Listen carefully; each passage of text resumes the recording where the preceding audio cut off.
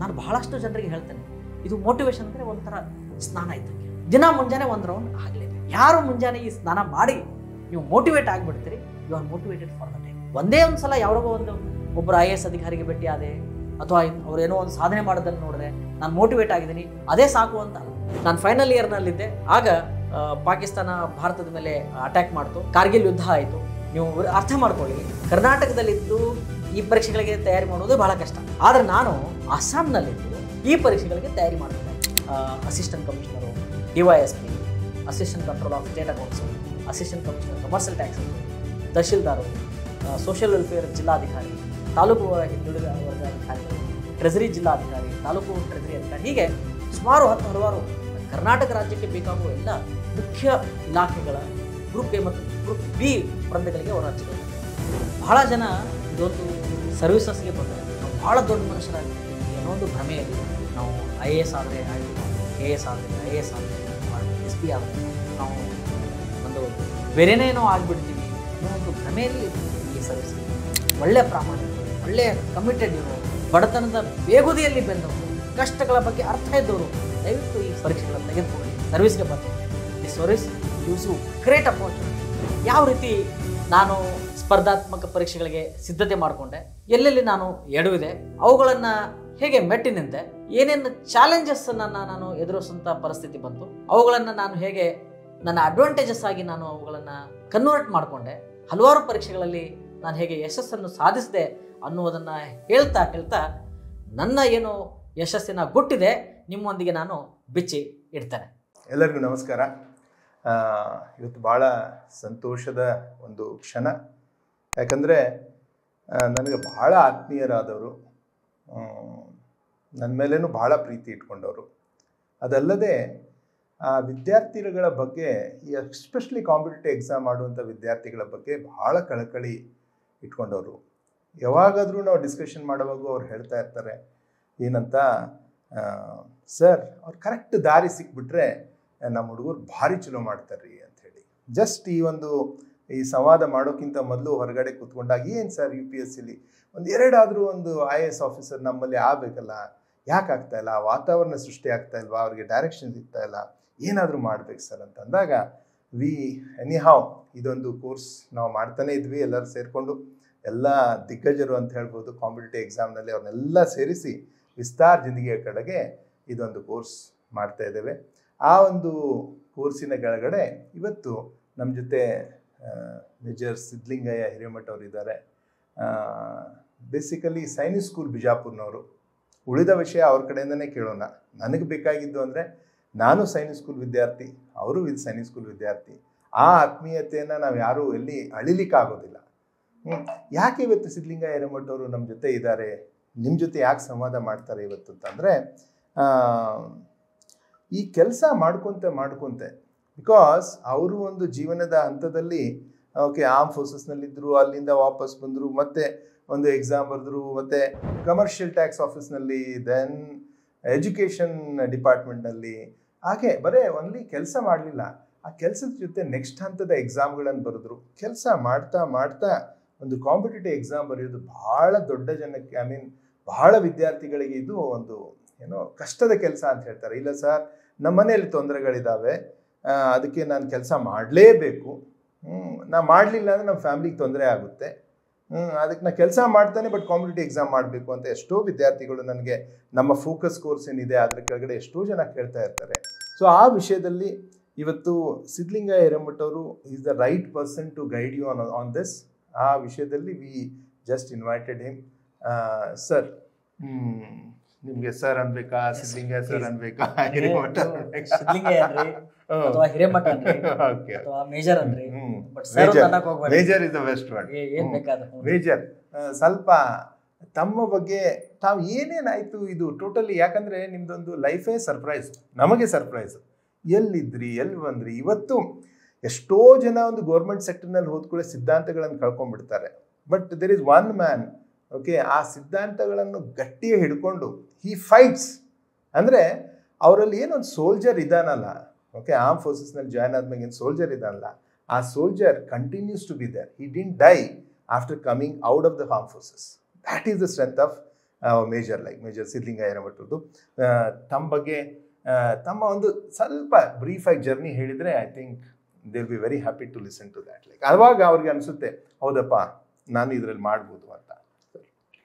ಮಹೇಶ್ ಮಾಷಾಳ್ ಅವರ ನೇತೃತ್ವದ ವಿಸ್ತಾರ ಜಿಂದಗಿ ಎನ್ನುವ ಸ್ಪರ್ಧಾತ್ಮಕ ಪರೀಕ್ಷೆಗೆ ಸಿದ್ಧತೆ ಮಾಡುತ್ತಿರುವ ವಿದ್ಯಾರ್ಥಿನಿಯರನ್ನು ಕೇಂದ್ರವಾಗಿಟ್ಕೊಂಡು ಈ ಒಂದು ಏನು ಕಾರ್ಯಕ್ರಮ ಮಾಡ್ತಾ ಇದ್ದಾರೆ, ಆ ಕಾರ್ಯಕ್ರಮದಲ್ಲಿ ಭಾಗಿಯಾಗಿರುವ ಎಲ್ಲ ಸಾವಿರಾರು ಲಕ್ಷಾಂತರ ಸ್ಪರ್ಧಾತ್ಮಕ ಹೃದಯಗಳಿಗೆ ನನ್ನ ನಮಸ್ಕಾರಗಳು. ವಿದ್ಯಾರ್ಥಿ ಮಿತ್ರರೇ, ಮಾಷಾಳ್ ಸರ್ ಅವರು ನನಗೆ ಚಿಕ್ಕಂದಿನಿಂದ ಪರಿಚಯ. ನಾನು ಅವರು ಬಿಜಾಪುರದಲ್ಲಿ ಏನೊಂದು ಭವ್ಯವಾದ ಸೈನಿಕ ಶಾಲೆ ಇದೆ, ಆ ಶಾಲೆಯ ವಿದ್ಯಾರ್ಥಿಗಳು. ನಾವೆಲ್ಲ ಶಾಲೆ ಬಿಟ್ಟ ನಂತರೂ ನಮ್ಮಲ್ಲಿ ಆ ಸ್ನೇಹ ಬಹಳ ಗಾಢವಾಗಿರ್ತದೆ. ನಾವು ಒಬ್ಬರಿಗೊಬ್ಬರು ಬಹಳ ಅನನ್ಯವಾಗಿ ಹತ್ತಿರವಾಗಿ ಇರ್ತೇವೆ. ಆ ಒಂದು ಸಂಪರ್ಕ, ಆ ಒಂದು ಸಾಮೀಪ್ಯ ನನ್ನನ್ನು ಇವತ್ತಿನ ಈ ಕಾರ್ಯಕ್ರಮಕ್ಕೆ ಎಳೆದುಕೊಂಡು ಬಂದಿದೆ ಅಂತ ಹೇಳಿದ್ರೆ ತಪ್ಪಾಗಲಿಕ್ಕಿಲ್ಲ. ವಿದ್ಯಾರ್ಥಿಗಳೇ, ನಾನು ಇವತ್ತು ನನ್ನ ಜೀವನದ ಪರಿಚಯ ಮಾಡಿಕೊಡ್ತಾ ಯಾವ ರೀತಿ ನಾನು ಸ್ಪರ್ಧಾತ್ಮಕ ಪರೀಕ್ಷೆಗಳಿಗೆ ಸಿದ್ಧತೆ ಮಾಡಿಕೊಂಡೆ, ಎಲ್ಲೆಲ್ಲಿ ನಾನು ಎಡವಿದೆ, ಅವುಗಳನ್ನು ಹೇಗೆ ಮೆಟ್ಟಿ ನಿಂತೆ, ತದನಂತರ ಏನೇನು ಚಾಲೆಂಜಸ್ಸನ್ನು ನಾನು ಎದುರಿಸುವಂಥ ಪರಿಸ್ಥಿತಿ ಬಂತು, ಅವುಗಳನ್ನು ನಾನು ಹೇಗೆ ನನ್ನ ಅಡ್ವಾಂಟೇಜಸ್ ಆಗಿ ನಾನು ಅವುಗಳನ್ನು ಕನ್ವರ್ಟ್ ಮಾಡಿಕೊಂಡೆ, ತದನಂತರ ಈ ಹಲವಾರು ಪರೀಕ್ಷೆಗಳಲ್ಲಿ ನಾನು ಹೇಗೆ ಯಶಸ್ಸನ್ನು ಸಾಧಿಸಿದೆ ಅನ್ನುವುದನ್ನು ಹೇಳ್ತಾ ನನ್ನ ಏನು ಯಶಸ್ಸಿನ ಗುಟ್ಟಿದೆ ನಿಮ್ಮೊಂದಿಗೆ ನಾನು ಬಿಚ್ಚಿ ಇಡ್ತೇನೆ. ಸೈನಿಕ ಶಾಲೆ ವಿದ್ಯಾರ್ಥಿಯಾದ ನಾನು ನನ್ನ ಮೊದಲ ಒಂದು ಸ್ಪರ್ಧಾತ್ಮಕ ಪರೀಕ್ಷೆಯ ರುಚಿ ನಾನು UPSC ಅವರು ಆಯೋಜಿಸುವ ನ್ಯಾಷನಲ್ ಡಿಫೆನ್ಸ್ ಅಕಾಡೆಮಿ ಪರೀಕ್ಷೆ ಅಂತ ಇದೆ. ಅದು ಭಾರತದ 3 ಪಡೆಗಳಿಗೆ, ಸಶಸ್ತ್ರ ಪಡೆಗಳಿಗೆ ಅಂದರೆ ಭೂಸೇನೆ, ವಾಯುಸೇನೆ ಮತ್ತು ನೌಕಾಸೇನೆಗೆ ಅಧಿಕಾರಿಗಳನ್ನು ತಯಾರಿ ಮಾಡಲಿಕ್ಕೆ ಒಂದು ಬಹಳ ದೊಡ್ಡ ಸಂಸ್ಥೆ ಇದೆ, ತರಬೇತಿ ಸಂಸ್ಥೆ. ಅದನ್ನು ನ್ಯಾಷನಲ್ ಡಿಫೆನ್ಸ್ ಅಕಾಡೆಮಿ ಅಂತ ಹೇಳ್ತಾರೆ. ಅದು ಪುಣೆ ಹತ್ತಿರ ಒಂದು ಖಡಕ್ವಾಸ್ಲಾದಲ್ಲಿದೆ. ಅಲ್ಲಿ ಈ 3 ಸಶಸ್ತ್ರ ಪಡೆಗಳಿಗೆ ಅಧಿಕಾರಿಗಳಿಗೆ ಆಯ್ಕೆ ಮಾಡ್ತಾರೆ. ಅದು 12ನೇ ನಂತರ, PUC ನಂತರ ನೀವೊಂದು ಪರೀಕ್ಷೆ ಬರೀಬೋದು, ಆ ಪರೀಕ್ಷೆಗೆ ಆಯ್ಕೆ ಆಗ್ಬೋದು. ನಂತರ ಅಲ್ಲಿ ತರಬೇತಿ ಪಡೆದು ಭಾರತದ ಆರ್ಮಿಯಲ್ಲಿ, ಏರ್ಫೋರ್ಸಲ್ಲಿ, ನೇವಿಯಲ್ಲಿ ನೀವು ಅಧಿಕಾರಿಗಳಾಗಿ ಸೇವೆ ಸಲ್ಲಿಸಿ ನಿಮ್ಮ ಜೀವನವನ್ನು ಕೃತಾರ್ಥರನ್ನಾಗಿ ಮಾಡಿಕೊಳ್ಬೋದು. ಆ ಪರೀಕ್ಷೆಗೆ ನಾನು 2 ಬಾರಿ ಉತ್ತೀರ್ಣರಾದರೂ ಆ ಪರೀಕ್ಷೆಯಲ್ಲಿ ಇಂಟರ್ವ್ಯೂ ಅಲ್ಲಿ ನನಗೆ ಉತ್ತೀರ್ಣ ಆಗಲಿಲ್ಲ. ಹೀಗಾಗಿ ನಾನು ಆ ಕನಸನ್ನು ಅಲ್ಲಿಗೆ ಬಿಟ್ಟು ನಂತರ ನಾನು ಪದವಿಗೆ ಬಂದೆ. ನಾನು ಮೊದಲಿಂದಲೂ ಈ ಒಂದು UPSC ಪರೀಕ್ಷೆಗಳನ್ನು ಕೇಂದ್ರವಾಗಿಟ್ಕೊಂಡು ನಾನು ನನ್ನ ವಿದ್ಯಾಭ್ಯಾಸವನ್ನು ನಾನು ಆಯ್ಕೆ ಮಾಡಿಕೊಂಡೆ. ಹೀಗಾಗಿ ನನಗೆ ಗೊತ್ತಾಗಿತ್ತು ಈ UPSC ಪರೀಕ್ಷೆಗಳಿಗೆ ಬೇಕಾಗುವಂಥ ಏನು ಸಾಮಾನ್ಯ ಜ್ಞಾನದ ವಿಷಯಗಳಿದೆಯಲ್ಲ, ಲೈಕ್ ಹಿಸ್ಟ್ರಿ, ಇಕೊನಾಮಿ, ಜಾಗ್ರಫಿ ಮತ್ತು ಪೊಲಿಟಿಕಲ್ ಸೈನ್ಸ್, ಇದನ್ನೆಲ್ಲವನ್ನು ಚೆನ್ನಾಗಿ ಅಧ್ಯಯನ ಮಾಡಬೇಕಾದ್ರೆ BA ಬ್ಯಾಚುಲರ್ ಆಫ್ ಆರ್ಟ್ಸ್ ಅದನ್ನು ಮಾಡಿದ್ರೆ ಸಾಧ್ಯ ಆಗ್ತದೆ ಅಂತ ನನಗೆ ಒಂದು ಸ್ವಲ್ಪ ಅನುಮಾನ ಇತ್ತು. ಹೀಗಾಗಿ ನಾನು PUC ನಂತರ ನಾನು BAಯನ್ನು ಆಯ್ಕೆ ಮಾಡಿಕೊಂಡೆ. ನಂದು ಆಪ್ಷನಲ್ಸು ಹಿಸ್ಟ್ರಿ, ಪೊಲಿಟಿಕಲ್ ಸೈನ್ಸ್ ಮತ್ತು ಎಕನಾಮಿಕ್ಸ್. ಸೊ ಹೀಗಾಗಿ ನಾನು ಡಿಗ್ರಿ ಮಾಡ್ತಾ ಈ ಒಂದು ಸ್ಪರ್ಧಾತ್ಮಕ ಪರೀಕ್ಷೆಗಳಿಗೆ ನಾನು ತಯಾರಿ ಮಾಡಲಿಕ್ಕೆ ಪ್ರಾರಂಭ ಮಾಡಿದೆ. ನಮ್ಮ ಕಾಲದಲ್ಲಿ ಬಹಳ ಕಷ್ಟ ಆಯಿತು. ನಮಗೆ ಅಷ್ಟು ಸುಲಭವಾಗಿ ಮ್ಯಾಗ್ಝಿನ್ಸ್ಗಳು ಸಿಗ್ತಿರಲಿಲ್ಲ, ಇವತ್ತಿನ ಹಾಗೆ ಇಂಟರ್ನೆಟ್ ಇರಲಿಲ್ಲ, ಮೊಬೈಲ್ ಇರಲಿಲ್ಲ. ಮತ್ತು ಯಾರ್ಯಾರೋ ಪರೀಕ್ಷೆ ತಯಾರಿ ಮಾಡಿದವರು ಇರ್ತಿದ್ರು, ಅವ್ರಿಗೆ ಹೋಗಿ ಭೇಟಿಯಾಗಿ ಅವರಿಂದ ಪ್ರಶ್ನೆ ಪತ್ರಿಕೆಗಳನ್ನು ಪಡ್ಕೋಬೇಕು, ನಂತರ ಅದರಲ್ಲಿ ಏನೇನು ಪ್ರಶ್ನೆ ಪತ್ರಿಕೆ ನೋಡಬೇಕು. ಈ ರೀತಿ ಬಹಳ ಕಷ್ಟದ ಸಮಯ ಅವಾಗಿತ್ತು. ನಾನು ಹೇಳ್ತಾ ಇರೋದು ಸುಮಾರು 1999, 2000 ಇಸ್ವಿ. ನಾನು ಫೈನಲ್ ಇಯರ್ನಲ್ಲಿದ್ದೆ. ಆಗ ನಿಮಗೆಲ್ಲ ಗೊತ್ತಿರ್ಬೋದು, ಪಾಕಿಸ್ತಾನ ಭಾರತದ ಮೇಲೆ ಅಟ್ಯಾಕ್ ಮಾಡ್ತು,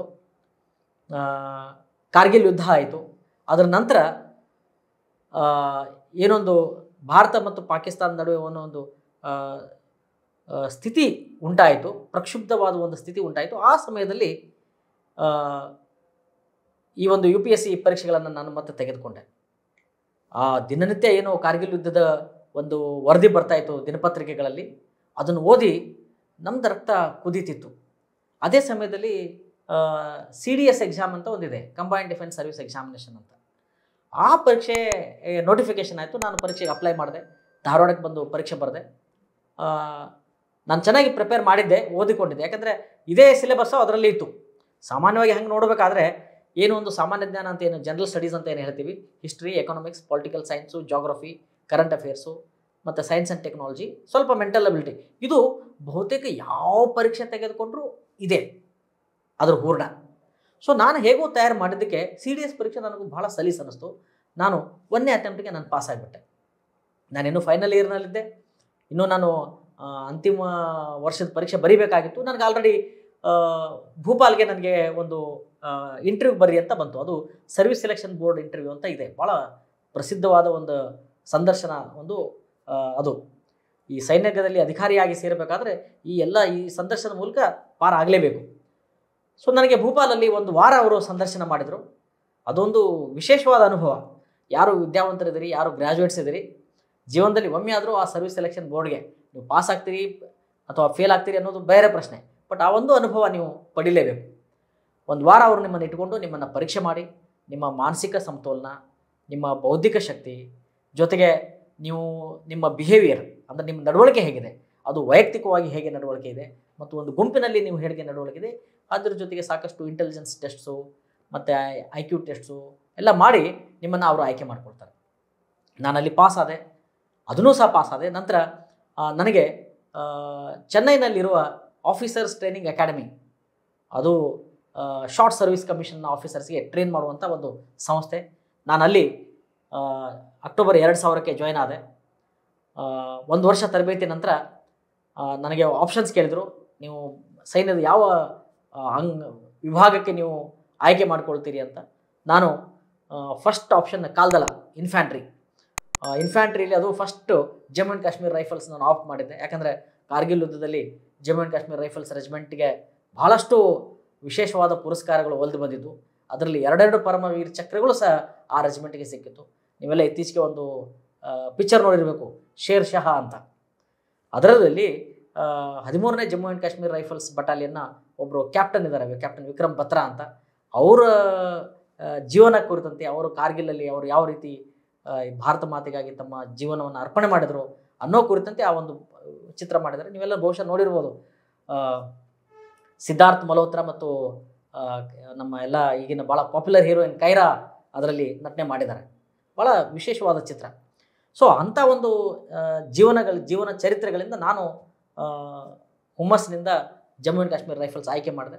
ನಂದು ಫಸ್ಟ್ ಏನು ನನ್ನ ಸೆಲೆಕ್ಷನ್ ಆಯಿತು, ಅದು 11ನೇ battalion of Jammu and Kashmir rifles.